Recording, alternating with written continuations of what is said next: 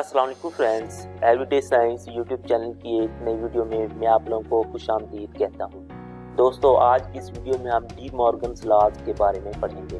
De Morgan ने दो laws दिए हैं। उनके मुताबिक जो पहला लॉ है उसमें ये है कि ए यूनियन बी कंप्लीट का जो कम्प्लीमेंट है वो इक्वल होता है ए का कम्प्लीमेंट इंटरसेक्शन बी का कम्प्लीमेंट। और इसका दूसरे लॉ के मुताबिक अगर हम ए इंटरसेक्शन बी कंप्लीट का कम्प्लीमेंट लें वो हमारे पास बराबर होता है ए का कम्प्लीमेंट यूनियन बी का कम्प्लीमेंट।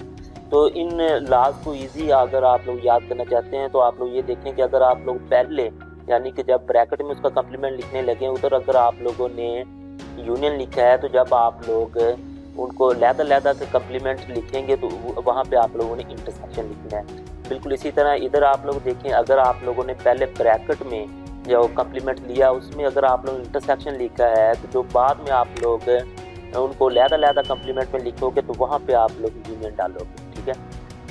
अच्छा, नेक्स्ट अब हम ना कि एक एग्जांपल लेते हैं और उसका ना कि डी मॉर्गन लॉज को ना कि वेरीफाई करते हैं। तो एग्जांपल में हमारे पास है u बराबर है n के, a बराबर है एम्प्टी सेट यानी खाली सेट है और b बराबर है p के, p यानी प्राइम नंबर का हमारे पास ना कि सेट है।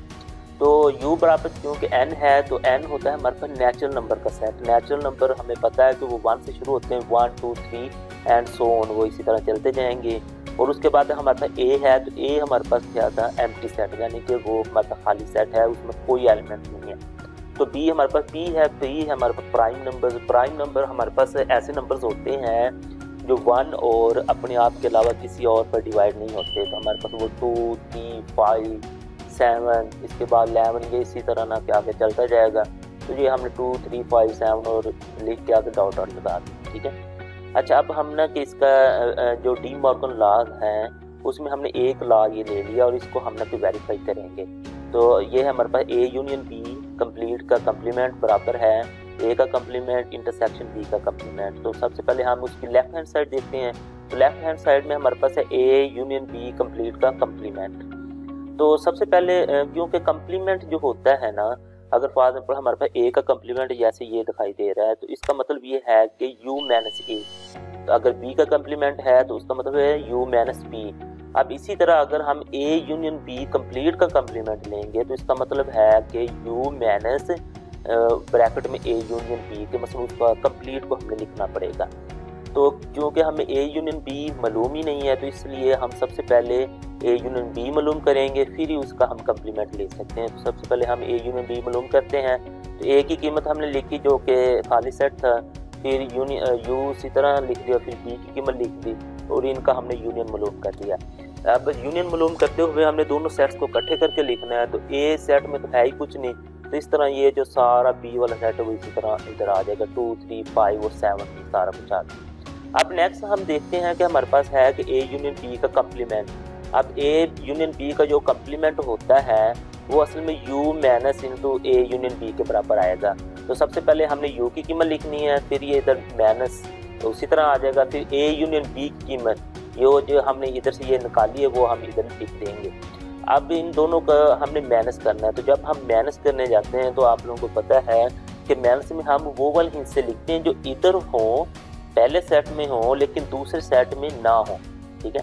अब हम देखते हैं कि 1 इधर था लेकिन इधर नहीं था, हमने लिख दिया। 2 इधर है, इधर भी है तो वो हम नहीं लिख सकते। 3 इधर है, इधर भी है, वो भी नहीं हम लिख सकते। उसके बाद 4 क्योंकि ये तो 1 2 3 ये तो चलता ही जाना है ना, तो 4 इसमें है तो इधर नहीं है तो वो हम लिख सकते हैं। इसी तरह 5 तो लिख ही नहीं सकते क्योंकि वो इधर भी है। तो 6 इसमें है लेकिन इसमें नहीं है तो 6 हम लिख देंगे। तो इसी तरह ये आगे चलता जाएगा। हमने बस 2-3 हिस्से लिख दिए हैं तो ये डॉट का मतलब है कि ये इसी तरह आगे चलता जाएगा।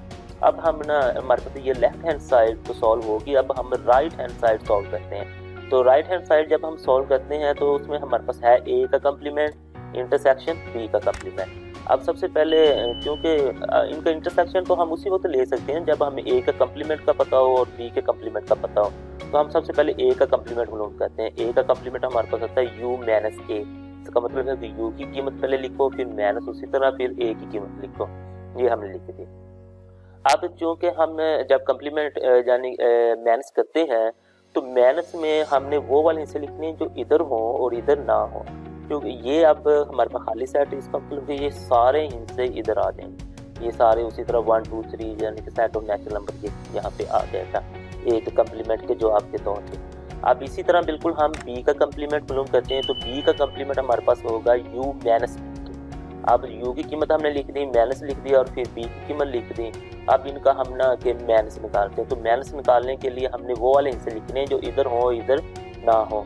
तो हमने देखा कि 1 इधर है इधर नहीं है तो हमने लिख दिया। इसी तरह 2 नहीं लिख सकते क्योंकि वो दूसरी साइड पे भी है, 3 वो भी दूसरी साइड पे है तो वो भी नहीं लिख सकते, लेकिन 4 हम लिख सकते हैं क्योंकि वो इधर है लेकिन इधर नहीं है। तो 5 नहीं लिख सकते क्योंकि 5 इधर भी है। तो 6 हम लिख सकते हैं क्योंकि वो इधर है लेकिन दूसरी साइड पे नहीं है।